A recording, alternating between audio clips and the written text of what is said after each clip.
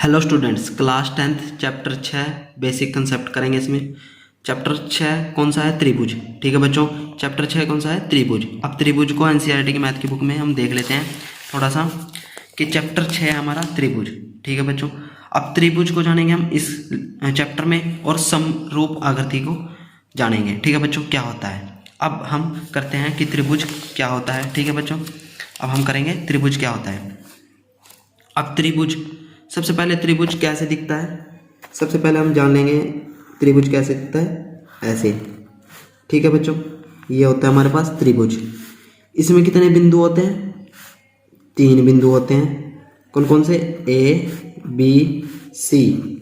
ठीक है बच्चों, अब इसमें 3 ही रेखाएं होती हैं, 1, 2, 3। ठीक है बच्चों, ये क्या है? रेखाएं। और इसमें क्या होता है? 3 ही कोण होते हैं। ये हमारे पास कोण होते हैं, ये हमारे पास क्या होते हैं? कोण। ठीक है बच्चों, आपको पता चल गया त्रिभुज में क्या क्या होता है। 3 बिंदु होते हैं, 3 रेखाएं होती हैं और 3 कोण होते हैं। अब त्रिभुज की डेफिनेशन, मतलब कि त्रिभुज को कैसे लिखेंगे, त्रिभुज होता क्या है वैसे हिंदी में? 3 सरल रेखाएं। ठीक है बच्चों, 3 सरल रेखाएं, 3 सरल रेखाएं से, 3 सरल रेखाएं से मतलब कि ये घिरी हुई, इसको क्या कहते हैं? घिरी हुई त्रिभुज को, घिरी हुई आकृति को, घिरी हुई आकृति को त्रिभुज कहते हैं। त्रिभुज कहते हैं। ठीक है बच्चों, त्रिभुज कहते हैं। ये तो पता चल गया आपको त्रिभुज होता क्या है, जिसमें 3 बिंदु हो, 3 रेखाएं हो और 3 ही कोण हो। ठीक है बच्चों, उसको त्रिभुज कहते हैं। ठीक है बच्चों, त्रिभुज को तो आपको पता चल गया। अब त्रिभुज के कोणों के बारे में बात करेंगे। ये जैसे कि त्रिभुज का ए कोण प्लस बी कोण प्लस सी कोण, जो ए कोण, बी कोण, सी कोण होता है ना, वो किसके इक्वल होता है? त्रिभुज के 180 डिग्री के। मतलब कि जब भी तीनों कोण प्लस होंगे तो 180 डिग्री आना चाहिए। ठीक है बच्चों, अब आपको पता तो चल गया है त्रिभुज क्या होता है। ठीक है बच्चों, मैंने बता दिया सब कुछ। अब इसमें समरूप आकृति देख लेते हैं। ठीक है बच्चों, अब जो समरूप आकृति है, जैसे कि कोई एक लालवा बॉल है। ठीक है बच्चों, एक बड़ी है, एक छोटी है। ठीक है बच्चों, और सेम है, मतलब कि कलर भी सेम है, सब कुछ सेम है। ठीक है बच्चों, बस साइज का फर्क है, ये बड़ी है, ये छोटी है। ठीक है बच्चों, उसको समरूप आकृति कहते हैं। ठीक है बच्चों, अब जैसे कि ये तो इसमें तो 2 हैं, एक ये बड़ा सर्कल है, एक छोटा सर्कल है, मतलब कि ये सेम नहीं है, ये सेम है, ये सेम है, मतलब बस साइज का फर्क है, तो ये समरूप है। मतलब कि समरूप को ऐसे डिनोट करते हैं। ठीक है बच्चों, अब आगे आ जाओ। सेकंड आकृति में कौन है? ये बड़ा है, ये छोटा है, तो ये समरूप है, इसको कर देंगे ऐसे, क्योंकि इसमें 2 मतलब आयत है, ये एक छोटा है, एक बड़ा है। ठीक है बच्चों, ये नहीं होना का समरूप, ये समरूप होंगे, एक बड़ा एक छोटा। ठीक है बच्चों, ऐसे ही त्रिभुज में, त्रिभुज ये छोटी है, ये बड़ी है, तो समरूप है, समरूप को ऐसे डिनोट करते हैं। ठीक है बच्चों, अब समरूप के नियम और शर्त हम जान लेते हैं, जो आगे एक्सरसाइज में यूज होंगे। ठीक है बच्चों, अब जानेंगे इनको, नियम और शर्त को समरूप के।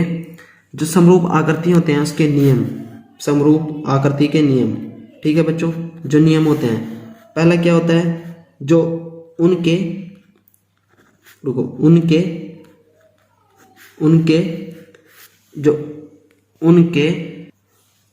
सभी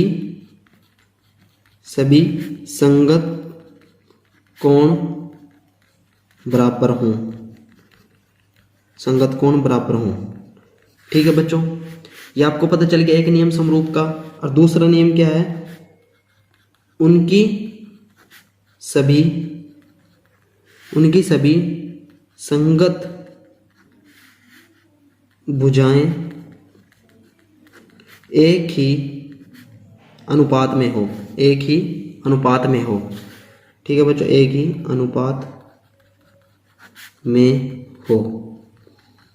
ठीक है बच्चों, अब जो ये 2 नियम हैं, अब इनको थोड़ा एनसीईआरटी की मैथ की बुक में ही देख लेते हैं कि कैसे है। ठीक है बच्चों, जो आपको मतलब कि कॉपी में सोल्व करके दिखाना, मैं आपको वो भी दिखा दूंगा। ठीक है बच्चों, पहले हम एनसीईआरटी की मैथ की बुक में देख लेते हैं कि समरूप कैसे होता है। जैसे कि हमारे पास, ठीक है बच्चों, जैसे कि हमारे पास ये दो आकृति है, एक छोटी है एक बड़ी है, ठीक है बच्चों, और इनके कोण, ए कोण 105 है दोनों का, इसका पी कोण सेम है, इसका बी, इसका क्यू कोण सेम है, इसका 100 डिग्री है, इसका भी 100 डिग्री है, इसका डी कोण सेम है, इसका एस डिग्री कोण सेम है, ठीक है बच्चों, मतलब कि इनके संगत कोण बराबर है।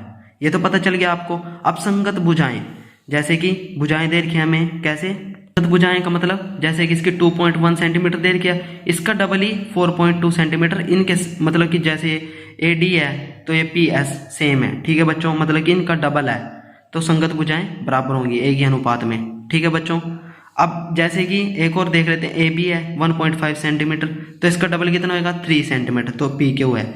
सेम ही लाइन पे जैसे ए बी की लाइन है नीचे की तरफ, तो ये भी नीचे की तरफ डबल होनी चाहिए, मतलब कि इसकी संगत भुजाएं एक ही अनुपात में हो, ठीक है बच्चों, और डबल हो, ठीक है बच्चों। ये आपको पता चल गया समरूप कैसे होता है, ठीक है बच्चों। अब समरूप का आपको मतलब जो चिन्ह होता है वो भी पता चल गया होगा कि कैसे होता है, ये ऐसे शो होता है, मतलब कि ए ऐसे, ठीक है बच्चों, ये हमारे समरूप का जो चिन्ह होता है उसको दर्शाता है, ठीक है बच्चों। ये आपको पता चल गया, ये तो सारा कुछ अब बेसिक कंसेप्ट तो क्लियर हो गया होगा, ठीक है बच्चों। अब एक्सरसाइज सोल्व करेंगे नेक्स्ट वीडियो में, ठीक है बच्चों। Thanks to watching my channel and subscribe now.